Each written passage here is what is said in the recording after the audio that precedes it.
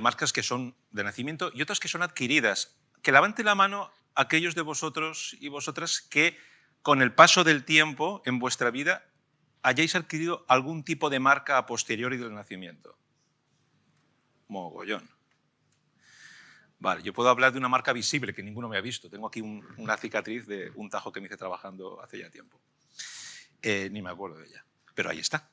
Las marcas son cosas que nos vienen y se quedan ahí y cambian en algo, quizá un poquito, quizá mucho, lo que somos o cómo somos. Sea a nivel físico, a ver, en lugar de esto me podría haber cortado una mano y estaría ahora con una sola mano. No es el caso. Pero también a nivel interno, a nivel emocional, hay marcas. Hay marcas. Y pueden ser buenas o pueden ser malas. Una vez, ahora vuelvo a hacer otra pregunta. ¿Alguien me puede decir, hablando ya de la Biblia, cuál es la primera marca sobrevenida que recordáis que haya en la Biblia? ¿Cómo? Caín. Porque Caín, cuando mata a su hermano, pues Dios le castiga y Caín pues clama a Dios y le dice, bueno, ¿con esto qué? Vamos, me van a matar enseguida. Pero fijaros, nos acordamos de Caín, pero hay una marca que sucede antes. Por eso digo que a veces pensamos en las marcas como algo muy visible, muy físico, ¿vale? Y aunque lo de Caín no significa que fuera visible y físico, pero bueno. Vamos a la primera diapositiva, por favor. Es posible, si no lo leo yo. Está en Génesis. Está un poquito antes que Caín, por supuesto, si está antes. Vale, ahí lo tenemos. Bueno, tenemos 3. Si conseguís pasarlo aquí delante, no me tengo que girar, pero si no, no importa. Mirad, en Génesis 4:15 es lo que nosotros hemos visto... Ah, gracias, ya lo tenemos. En Génesis es lo que acabamos de decir, lo de Caín, lo primero que se nos ocurre. Dice, entonces el Señor le dijo... No está... Vale, necesito gafas hasta para de lejos. No será así, pues, cualquiera que mate a Caín 7 veces sufrirá venganza, y puso el Señor una señal sobre Caín, para que cualquiera que lo hallase no lo matara. Algunos dicen que era una cuestión que tiene que ver con la ferocidad, ¿vale? Pero hay algo antes, una marca indeleble, y es cuando en Génesis... ocurre lo que ocurre, donde Adán y Eva desobedecen a Dios, y dice, y el Señor, Dios, llamó al hombre y le dijo, ¿dónde estás? Y él respondió, te oí en el huerto y tuve miedo porque estaba desnudo y me escondí. Tuve miedo, una cosa que antes no había sucedido. Y el pecado llevó a esto, ya marcó al hombre, ya no era el mismo. Sin embargo, lo que veis a la derecha es cuando pensamos en Dios y en algo que tiene que ver con las marcas, muchas veces se nos viene a la mente este texto. El texto que hay en Isaías le está hablando a su pueblo y está hablando de Jerusalén. Fijaros, ¿puede una madre olvidarse de su criatura, dejar de querer al hijo de sus entrañas? Pues aunque ella se olvide, yo no te olvidaré. Mira, en mis palmas te llevo tatuada, tus muros están siempre ante mí. Tatuada, en otras traducciones más literales, esculpida. A ver, eso es una forma de recordatorio. Antes no había ni agendas, ni móviles, ni nada. La gente tiene que recordar cosas. No pocos de nosotros llevamos esto, una alianza, los que estamos casados, ¿vale? Esto es un recordatorio para nosotros y para el resto de personas de que estamos comprometidos. Me he aliado en fidelidad con otra persona, con mi esposo o con mi esposa, ¿sí? Vale. Pero yo esto me lo puedo quitar en un momento dado, pueden pasar 100.000 cosas. Pero el Señor dice que nos tiene tatuados, os tengo tatuados, esculpidos, es algo indeleble, algo que no se va. Muy bien, pues tenemos...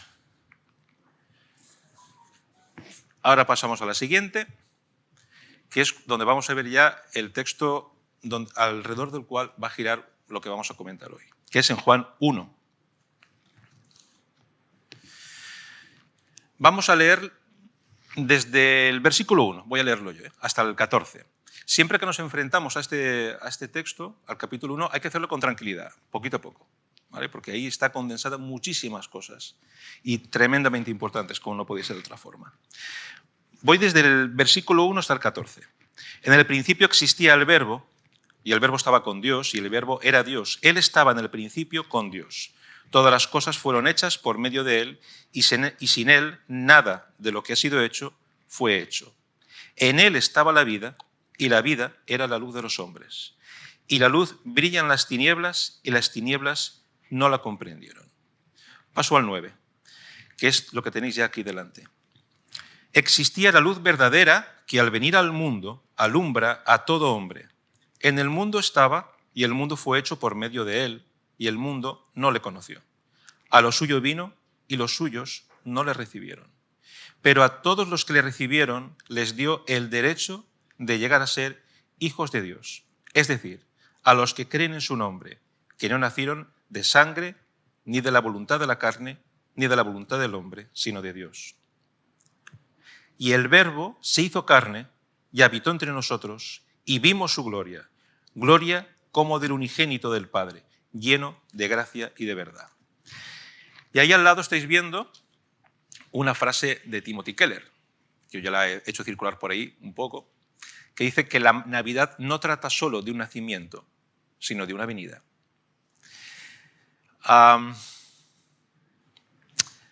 Como vimos el domingo pasado, que estuvo hablando Rubén, este mundo, esta sociedad, trata de vaciar de significado y de contenido el hecho de que Dios se hizo hombre, que Dios nació como uno de nosotros. ¿Vale? Las motivaciones pueden ser muchas. Yo me acuerdo de una película que ahora hay en Netflix, se llama Don't Look Up, no mires arriba. Es un meteorito que va hacia la Tierra. Y los astrónomos intentan avisar, pero todo el mundo, por sus intereses, intenta que los demás no miren arriba. No miréis, no pasa nada, no pasa nada. Todo está bien, viene un meteorito contra la Tierra, no pasa nada. Bueno, esa es una de las motivaciones por la que se intenta, hay más, pero vaciar un poco la Navidad de esta idea de que no es no solamente un nacimiento, es que Dios ha venido.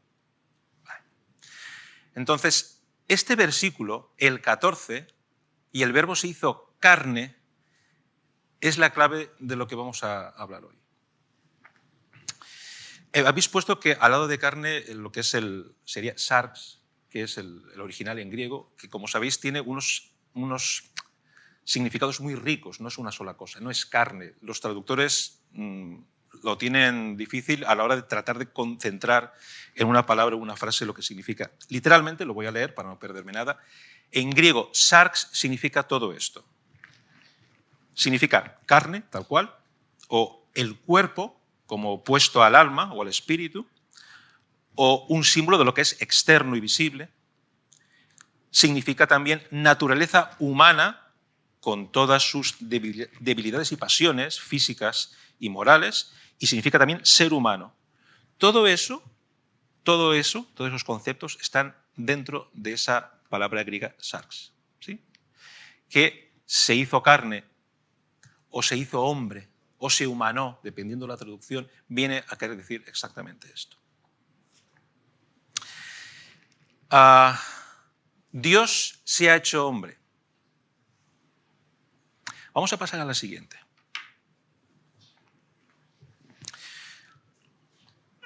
Y el Verbo se hizo carne y habitó entre nosotros y vimos su gloria, gloria como del unigénito del Padre, lleno de gracia y de verdad. No sé si lo veis bien ahí.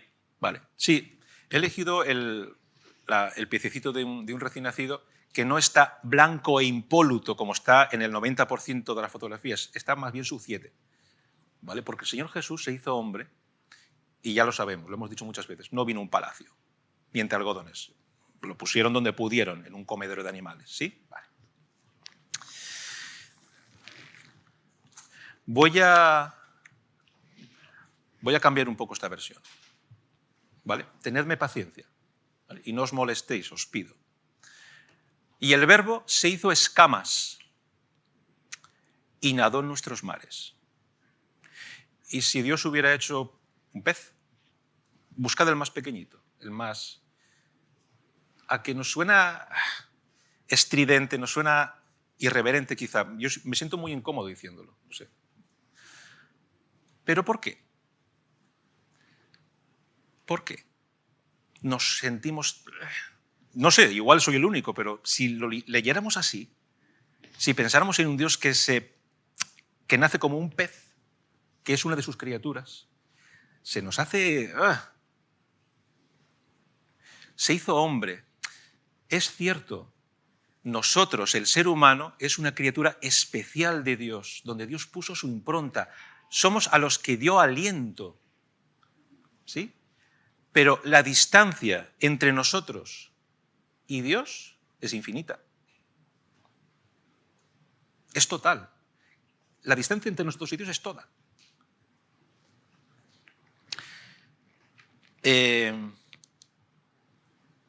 ¿Por qué digo esto? Porque a veces nos hemos acostumbrado tanto a decir y a anunciar que Dios se hizo hombre, que es como que es una idea que estaba en el guión. Bueno, era el movimiento lógico. Y hemos perdido el sentido de asombro ante el hecho de que el Dios del universo, el creador de todo, el sustentador de todo, lo visible, lo invisible, se hizo como uno de nosotros. Estamos tan acostumbrados a decirlo que nos parece hasta lógico. Y es la locura mayor que se podría haber hecho. Los judíos se rasgaban las vestiduras, pero lógico, ¿cómo que Yahvé, el Señor, va a hacerse como uno de nosotros? Por eso he hecho esta deriva y he puesto un ejemplo con un pez, porque es irreverente. Nosotros no somos exageradamente más dignos que un pez en comparación con el Señor. Y el Señor se hizo hombre y nació como nosotros hemos nacido, pero sin pecado, y es hijo del Altísimo. Y estamos tan acostumbrados, tenemos que recuperar esta sensación de asombro y de...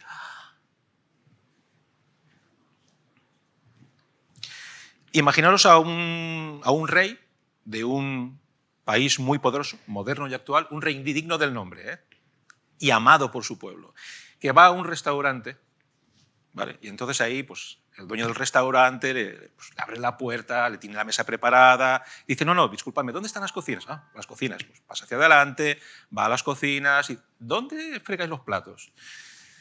El dueño del restaurante ya no sabe qué hacer, bueno, está ahí, y imaginaros que el rey se arromanga, se quita su chaqueta, dice a los que iban con él, ir cenando que ya acudiré. Y se queda con los dos chavalines, aprendices ahí, que están fregando todos los platos, y se pone a fregar con ellos. Imaginaros estos dos chavales cómo se quedarían. Los 15 primeros minutos seguramente no sabrían qué decir. Imaginaros que además no se queda 15 minutos, se queda toda la noche fregando con ellos.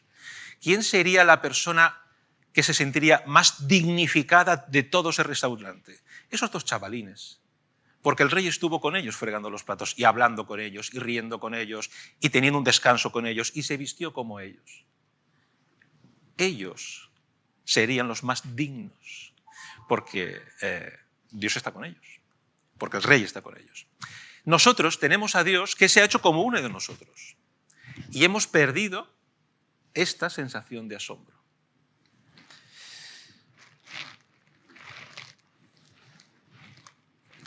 Filipenses, capítulo 2,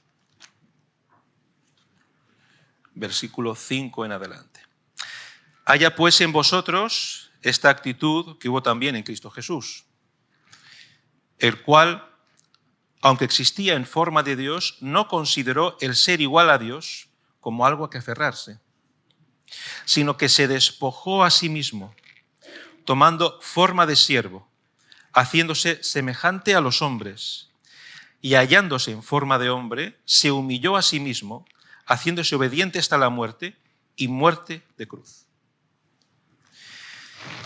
Y cuando habla de que se despojó, en las distintas traducciones, y si vamos a los originales también, hay muchas formas de decirlo. Se despojó.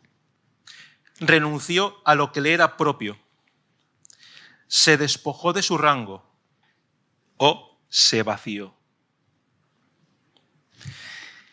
Y ahora resulta que tenemos a un Dios que queda marcado por nuestra humanidad debido a que nos ama de tal manera De tal manera amó Dios al mundo. ¿Sí?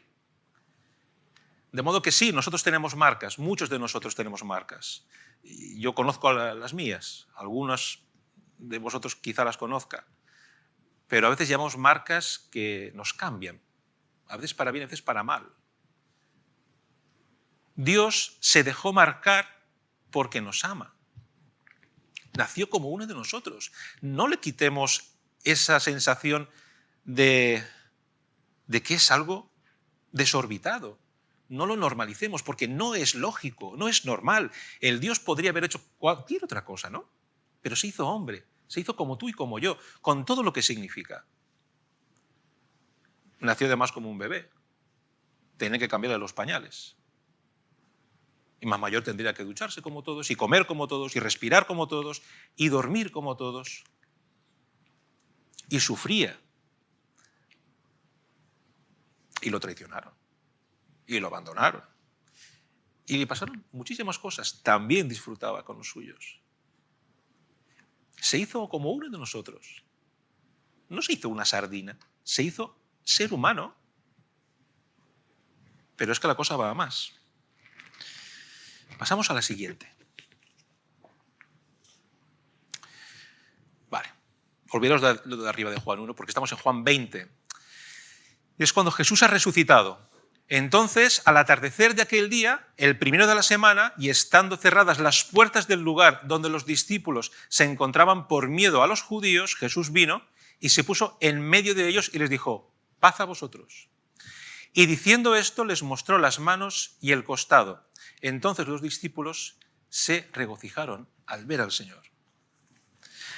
Acabada la empresa, Dios, el Señor Jesús, sigue siendo humano. Eso sí, un cuerpo glorificado. Como dice en 1 Corintios, las primicias. Es decir, Él va por todo lo que lo es todo, el primero en disfrutar de todo. Es el primero en absolutamente todo. Y ese cuerpo glorificado es el que tenemos prometido. No se ve muy bien exactamente qué es lo que va a pasar con Él. Pero las puertas no le importaban mucho, apareció en medio de ellos. Pero era tangible. En Lucas, cuando sucede esta escena, también nos relata que para que dejaran de estar pasmados, pide un poco de pescado asado. Yo me imagino al Señor Jesús comiendo un poco de pescado y a los discípulos ojos como platos. Debió ser una escena, para mí, yo la veo tierna. El Señor Jesús, tocable, palpable, tangible, pero distinto. Pero hay una cosa que aquí, cuando leemos esto, ¿no hay algo que es un poco raro? Cuando habéis leído estos textos, esta aparición de los discípulos después de la resurrección, ¿no hay algo peculiar? ¿Por qué razón el Señor Jesús ha resucitado, tiene este cuerpo glorificado y sigue teniendo las heridas en el cuerpo? En sus manos, en sus pies, en su costado. ¿Por qué continúan allí? ¿Nunca os lo habéis preguntado? ¿Por qué razón? Porque las podía haber borrado. Él es el autor de la vida.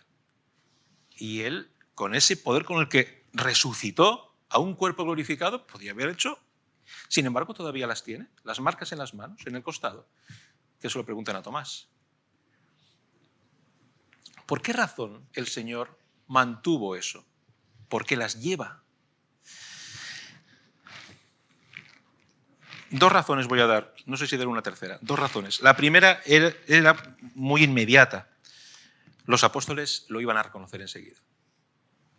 Lo iban a reconocer. En medio del susto, en medio de la impresión, vamos a decirlo, la marca de identidad del Señor es mostrar sus heridas. Él es el que estuvo en la cruz, murió crucificado, pero ahora está vivo. Esa es una de las razones. Pero hay otra. Otra de las razones, había no he logrado localizar el autor. Se ve que hubo un autor así hace ya 2 o 3 siglos que escribía narrativa, no era cosa bíblica, pero que escribió un pasaje donde el Señor Jesús volvía ya, ascendido al cielo, los ángeles le recibían y le adoraban, y después de adorarle decían: Señor, ¿Qué son esas marcas y esas heridas? Vale. Vamos a pasar a la siguiente. ¿Por qué razón el Señor Jesús ha mantenido y mantiene sus heridas? Las marcas de la crucifixión en sus manos, en sus pies, en su costado. ¿Alguien sabe lo que es esto? Que levante la mano, hace falta que lo nombre. El nombre es muy difícil. ¿Alguien lo ha visto alguna vez o lo conoce? ¿Una persona? 2, 3. Bueno, sí, Dani tiene truco. Vale. Kintsukuroi es un arte japonés del siglo XV que lo que hacen es, cuando algo se ha roto, lo arreglan, pero no ocultan las grietas, las resaltan con oro, porque consideran que ese objeto, el hecho de que se haya roto significa que tiene una historia, que tiene algo que contar, que le ha sucedido algo. Esa historia no la puedes ocultar, la resaltan con oro. El Señor Jesús resucitó y lleva en su cuerpo glorificado las marcas de la crucifixión porque es lo que le identifica como el Señor y el Salvador de todos aquellos que acudimos a Él.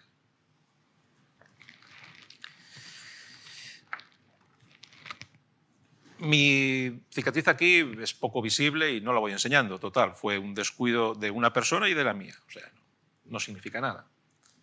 Pero el Señor Jesús puede llevar, vamos a decirlo, es muy humano, con orgullo, un orgullo ausente de maldad, las marcas de su cuerpo, porque son las que le identifican como Salvador. Hace muchos años, pero muchos, Juan Tenes estuvo aquí predicando y contó una historia que os voy a contar que lo explica exactamente igual.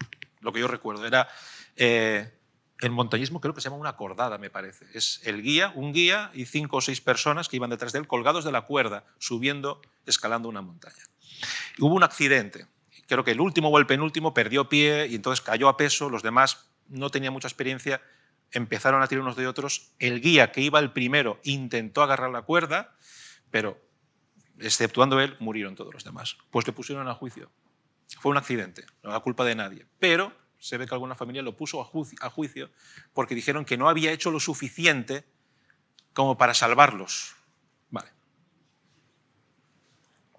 El abogado hizo subir a este guía de montaña y le dijo que se quitara los guantes, que los había estado llevando durante todo el juicio, y que mostrara las manos. Y todas sus manos estaban llenas de quemaduras semicicatrizadas, todas ellas, todas las palmas de las manos, eran pura cicatriz. Eso fue suficiente. Eso demostraba que él había intentado por todos los medios agarrar la cuerda.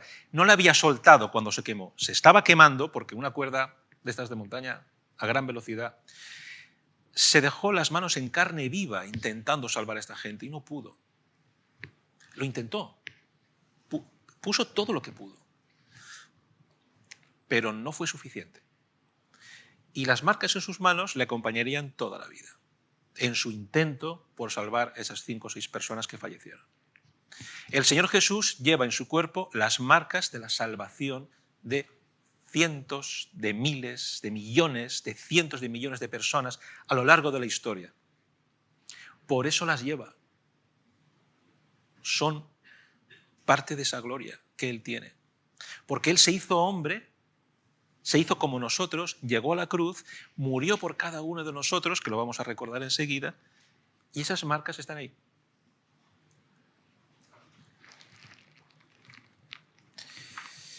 Os acordáis seguramente que en Apocalipsis hay muchas imágenes y muy ricas en significado, muchos símbolos. Hay uno que es un cordero. ¿Y el cordero cómo está? ¿Os acordáis cómo está ese cordero? ¿Cómo está? Degollado. Degollado. Es decir, tenemos a un Dios que se ha hecho hombre por amor a nosotros, se ha hecho como uno de nosotros, va por delante de nosotros como hombre y Dios y lleva en su cuerpo las marcas de lo que supuso salvar a tanta gente y los que vendrán, los que le acepten como Señor y Salvador. Pasamos a la siguiente. Estamos ya entrando en la recta final. Volvemos aquí. Y el Verbo se hizo carne y habitó entre nosotros y vimos su gloria, gloria como del unigénito del Padre, lleno de gracia y de verdad. Y el Verbo se hizo carne. En esta sociedad nos falta algo.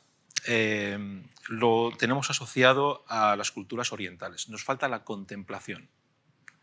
Y es una disciplina espiritual, no solamente la oración, sino contemplar.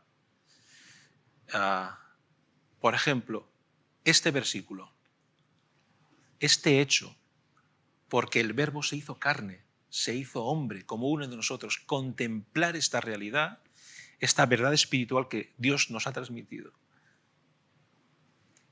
saborearla, mirarla en detalle, meditarla, contemplarla. Ahora todo es muy rápido, todo tiene que ser rapidito. Ahora vais al Ateneo Mercantil y si queréis conocer de Van Gogh, nos ponen no sé cuántas pantallas superluminosas y ya está. Tenemos media hora de luces y de, imagino que sonido. No he estado, me lo han contado, no voy a ir. Pero no es lo mismo que sentarse delante del cuadro y estar horas mirándolo. Eso es contemplar, dedica tiempo a esto. Y debemos dedicar tiempo a contemplar las cosas que el Señor ha hecho por nosotros. Contemplar a un Dios eterno, inabarcable, que se hace como uno de nosotros para representarnos, para morir en nuestro lugar.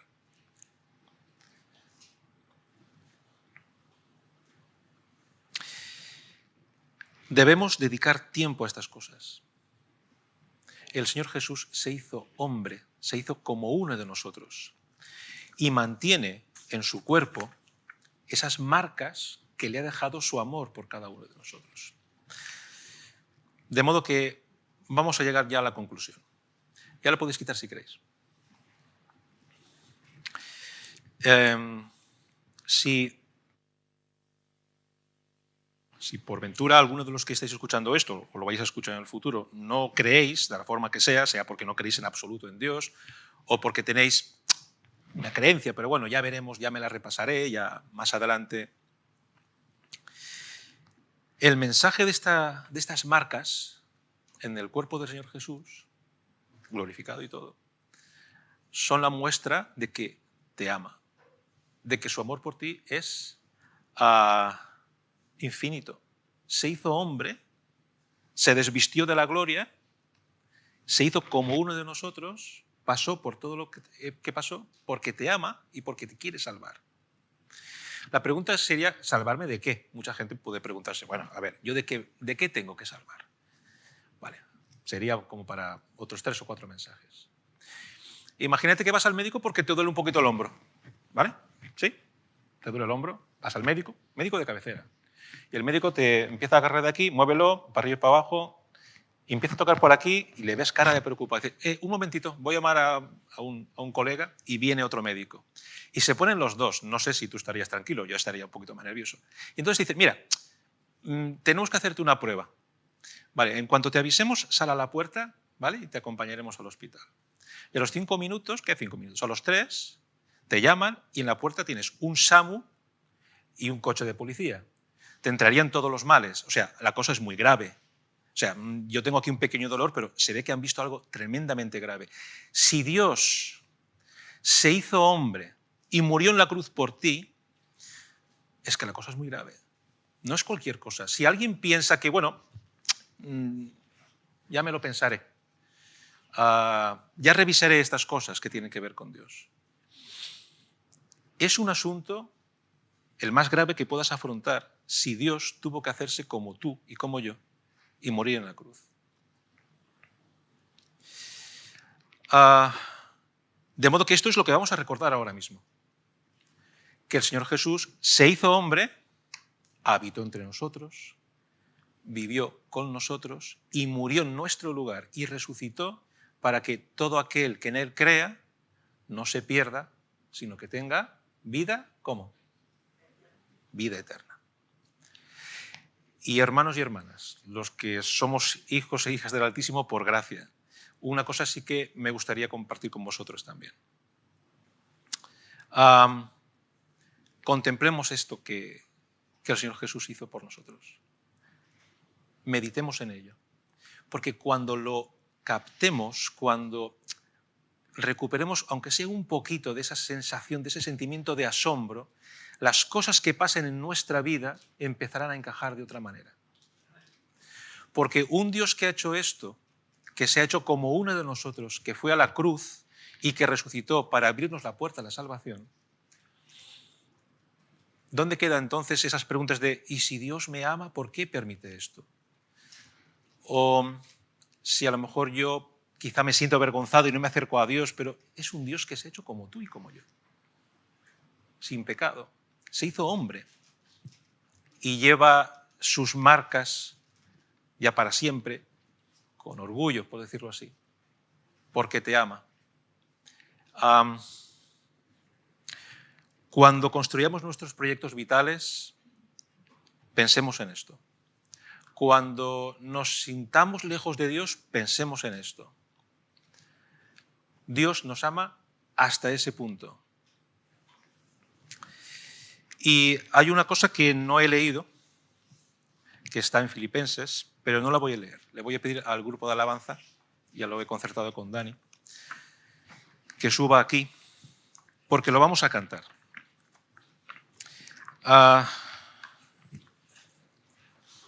Lo que el Señor Jesús ha hecho lo manifiesta y lo evidencia como el Señor de la vida y el Salvador. Es cosa nuestra el anunciarlo, no solo ahora, que lo vamos a anunciar cantando, lo que el Señor Jesús es, porque vino como un cordero al matadero, pero volverá como Señor. Esto lo vamos a anunciar ahora, pero lo tenemos que anunciar mañana lunes y el martes y todos los días de nuestra vida. Porque el Señor Jesús se hizo hombre y murió por nosotros y volverá como Señor. Amén.